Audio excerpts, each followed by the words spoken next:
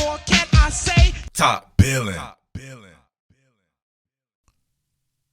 All right, Top Billin. Remember, covering this from both sides. I don't hate Ohio State. I don't hate Bama. This is what we do on this channel here.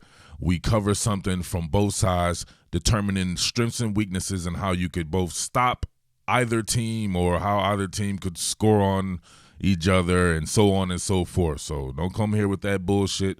It ain't that type of party. So sticking with the theme here, this time we're on Alabama content. Make sure you check out the run game stuff about Ohio State and how it could be absolute curtains if they're able to get that off against Bama. On that same token, though, Bama's fabricated pressure schemes, I think, are phenomenal. Some of the best in the country, if not the best in the country, with probably, I would say, after Georgia, the best defensive personnel in the country as well. So imagine that. You're talking about speed across the board, and we saw what Northwestern and Indiana did to Ohio State. Now, I understand about the people missing on Ohio State in the Northwestern game. Indiana, not so much. But if we go about it, it really boils down to one particular player, and that's Chris Olave. If you're missing Chris Olave and it causes you to be that bad, and although Northwestern does have a really good defense, a really good defensive scheme, it's something that Alabama could definitely replicate and perhaps maybe take away Chris Olave, and then what happens? You can't be totally relying on Chris Olave.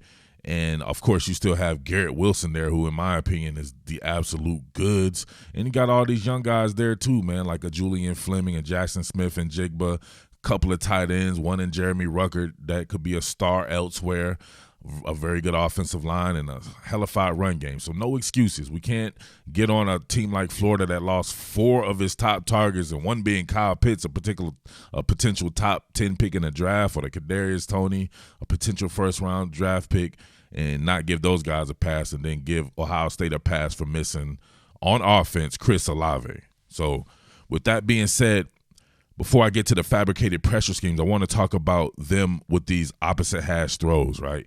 If you see them singled off like that, more than likely they'll just run some type of curl route, maybe a comeback route, or if you see them right with a tight slide or just a regular slide, you'll have an out from that particular portion right there. Pretty much sticking it plus split past the numbers.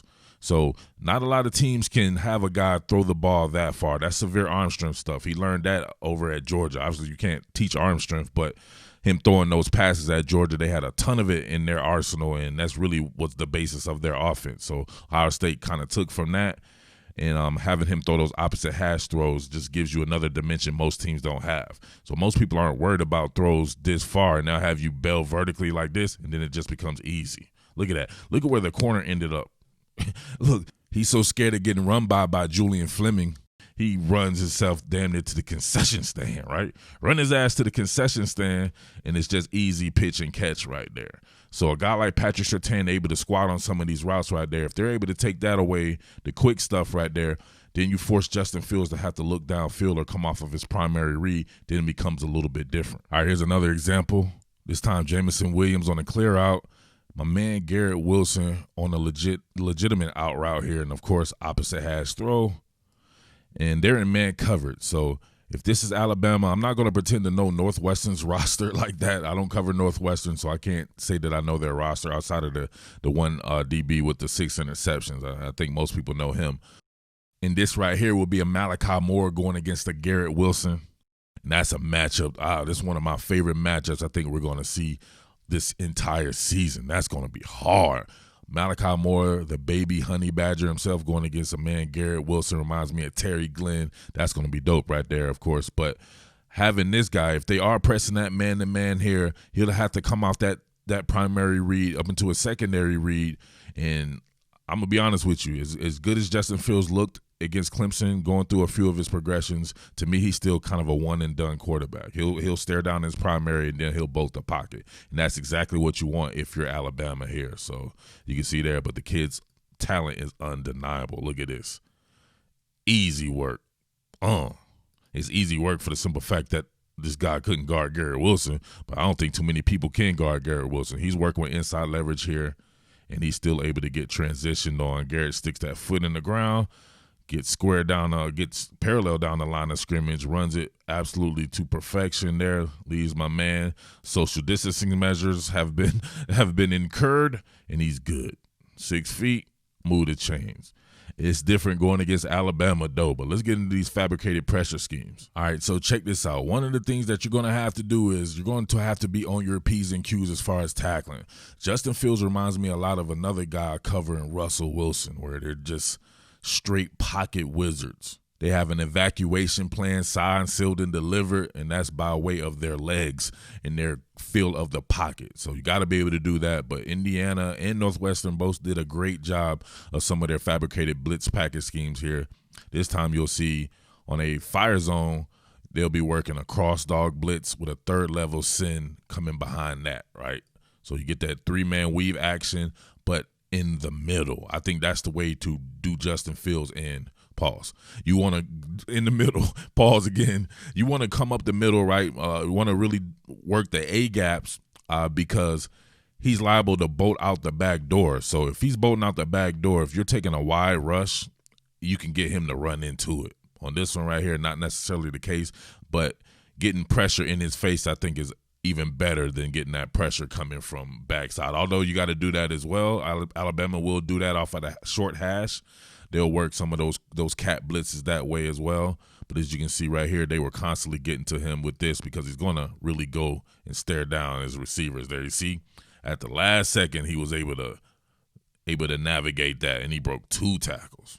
That's hard. Guys got some serious talent there. But you can see the zone, right? The zone behind this pressure package there. Teague picks it up. Myers does a good job here picking it up.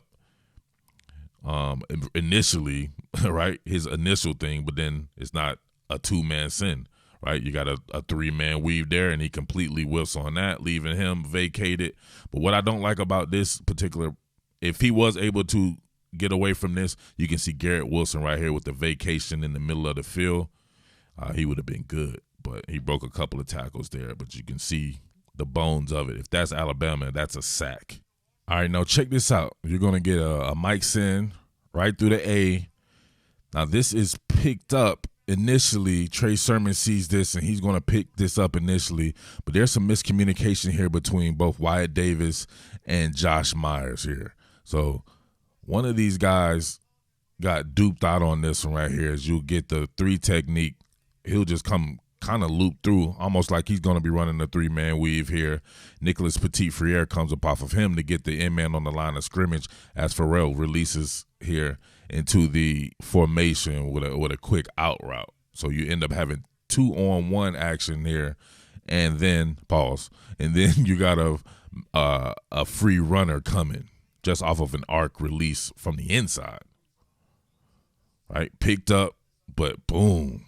Right there. And Phil saw it too. He saw exactly where he was going to want to go with this initially because he stares it down the entire way. So he either wanted to hit Jameson Williams out here or he wanted to go ahead and check it down to Luke Farrell.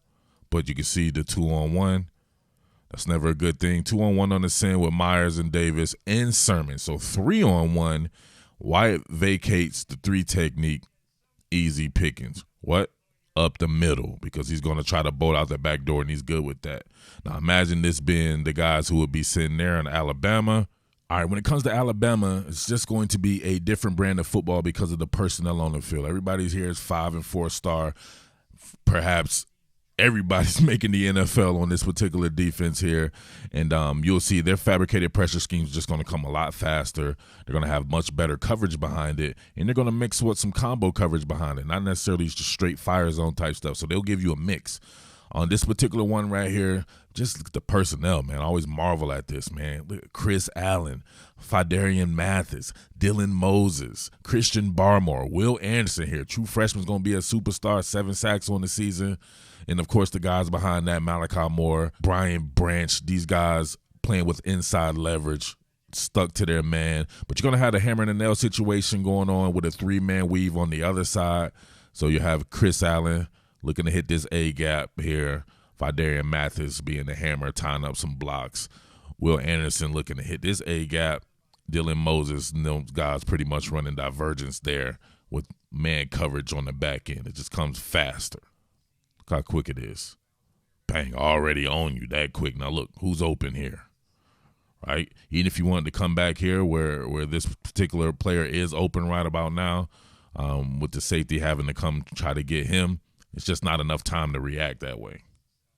Now, what I don't like about this particular one as far as Ohio State goes is you got to maintain that outside contain.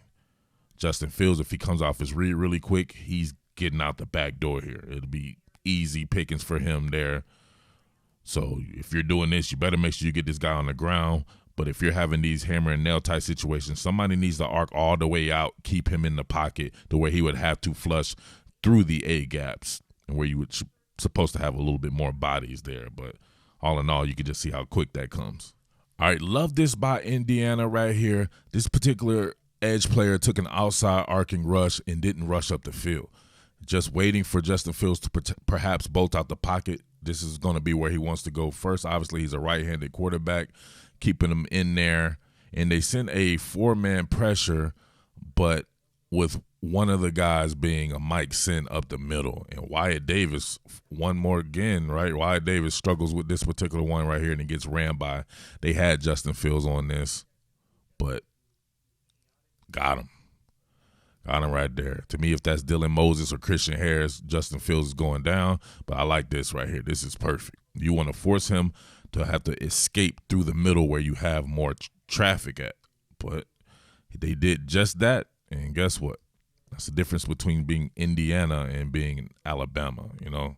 Not trying to be crass or anything like that, but it is what it is. All right, Northwestern was on some bend but don't break type stuff.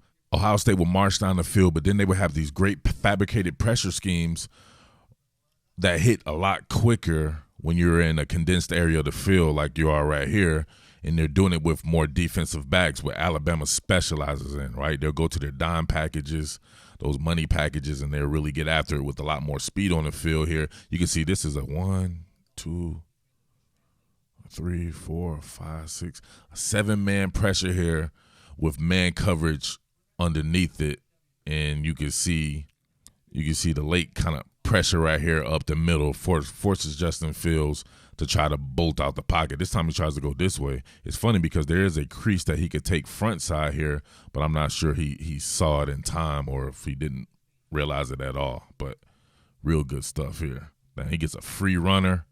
And this time you got a guy with a little bit more speed. This is what people were starting to do with Russell Wilson this year too. Instead of trying to get him on the ground with linebackers, sending some more defensive backs with a little bit of speed, hold him up until the cavalry gets there as well. So they fooled him on that one there. But you can see the coverage behind it there. Look like they could be running a little bit of a spacing concept there. I actually got Fleming look like he's running to the corner there, but nothing to open it up right away, and they did a great job of having a spy here. You have to have spies. Can't vacate the middle of the field on Justin Fields. If you're able to replicate something like that, I'm not saying you're going to stop this kid by any stretch of the imagination because he's that great, but if you could limit that run game, and you're Alabama, I expect Alabama to be able to put up points on Ohio State's defense. I don't necessarily believe in Ohio State's defense like that. Alabama should be able to pull out this victory, but that's why you play the game, because Ohio State could very well get off on Alabama and pull out a victory as well. Like I said before, I'm looking at this as more like a 50-50 fight in my opinion, but let me know what you think about some of that. All right, here's something that Alabama can definitely steal right here. Another one of the 3-man weaves with a cross dog blitz in the A gap in a third level sin, roll coverage to the middle of the field, played almost pure zone behind it, had Fields confused. Had a arc release here from the edge player, and another one right there to kind of keep him from bolting out the pocket. So they did everything perfect on this particular play. And by playing zone behind it there, if he were to try to bolt out, you just got to have the athletes, which Alabama does, who are not coming, that can get him on the ground. This was real slick right here. One of my favorite ones. Look at that. Oh. Got him. He still got away, man. I'm telling you, his evacuation plan and policies are in full effect. But let's see what was going on behind them. All right, got the 3-man weave on here. Master T picks it up pretty good. Harry Miller without anybody right here. So lets me know you had to always get the immediate threat. So they just sent it where they couldn't really do anything about it. Myers would have had to come up off of here and try to get this particular guy here, but he's stuck on stupid, as we say, and lets a free runner go. Fields being that pocket wizard he is, but he runs out of space. And behind him, as you can see, is pretty much pure coverage. Look at him roll coverage to the middle of the field there. You got man coverage here. It's kind of a combination of man zone, almost like pattern matching behind it there. So good shit. All right, last one here. It looks like he gets fooled by pure coverage, right? Got Bell and Sink underneath here, 3 deep zone. If you can see over there, and which makes it bracket coverage underneath, and then you just have people just in the middle, right? Just kind of building a wall there. And I'm not sure what he saw here, but he was completely fooled, and he threw a pass he definitely shouldn't have thrown. Pretty much easy. And he was staring it down pretty much the whole way, too. So that led if you can see right here, staring it down the entire way. He sees the seam route here by Garrett Wilson. Middle field close. Throwing a seam in the middle field close is extremely risky. If you got a safety with just a little bit of range, they can get that. And he looked like he misfired, too. Maybe he could have gotten it. I'm not sure if he was trying to lead him away from this particular defender, but it's a 3D zone. He would have got it if it weren't for him. So you're pretty much putting yourself in jeopardy no matter how you do this one. But he pretty much throws it right to him there. So as you can see, man, the offense is explosive.